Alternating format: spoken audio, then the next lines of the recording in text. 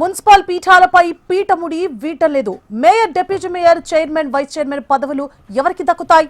ఏ party అంతిమంగా మున్సిపాలిటీని కైవసం చేసుకుంటుంది అనేది ఉత్కంఠగా మారింది.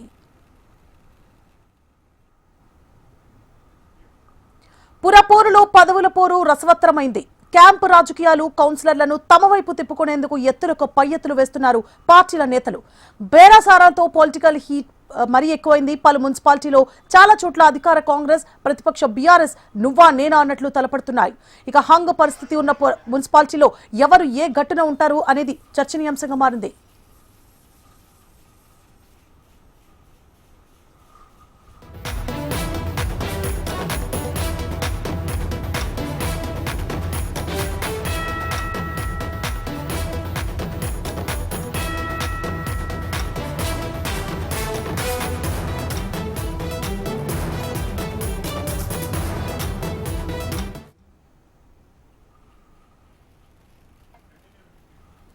బీజేపీ ఇండిపెండెంట్ సభ్యుల ఓటు కీలకంగా మారింది. కొన్ని మున్సిపాలిటీలో ఎక్స్ అన్అఫీషియల్ సభ్యుడి ఓటుకు డిమాండ్ పెరిగింది.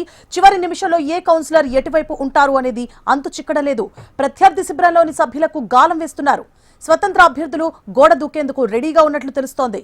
వీలైనంత ఎక్కువ కార్పొరేషన్లు, మున్సిపాలిటీల పీఠాలు దక్కించుకునేందుకు కాంగ్రెస్, బీఆర్ఎస్ వేగంగా పావులు కదుపుతున్నాయి.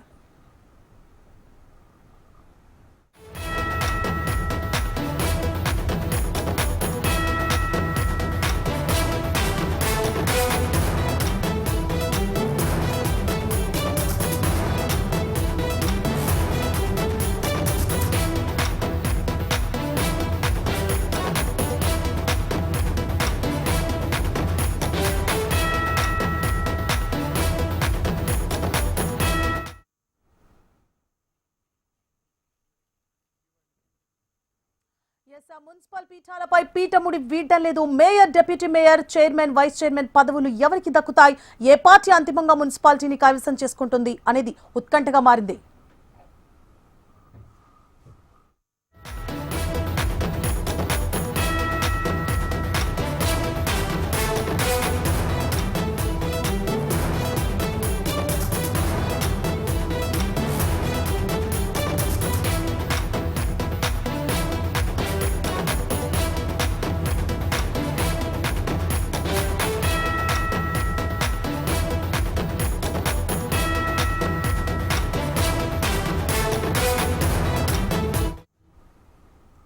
ఇక పురపోరులో పదవుల పోరు రసవత్తరమైంది. క్యాంపు రాజకీయాలు కౌన్సిలర్లను తమ వైపు తిప్పుకునేందుకు ఎత్తులకు పై ఎత్తులు వేస్తున్నారు పార్టీల నేతలు. బేరసారాలతో పొలిటికల్ హీట్ ఎక్కింది. పలు మున్సిపాలిటీలో చాలా చోట్ల అధికార కాంగ్రెస్, ప్రతిపక్ష బీఆర్ఎస్ నువ్వా నేనా అన్నట్లు తలపడుతున్నాయి.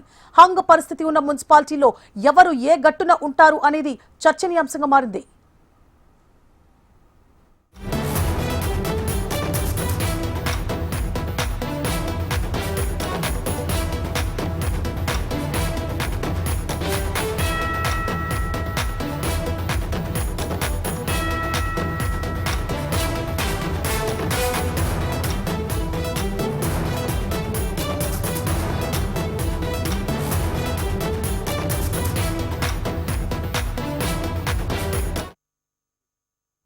ఇక బీజేపీ ఇండిపెండెంట్ సభ్యుల ఓటు కీలకంగా మారింది. కొన్ని మున్సిపాలిటీలో ఎక్స్ అఫీషియో సభ్యుడి ఓటుకు డిమాండ్ పెరిగింది.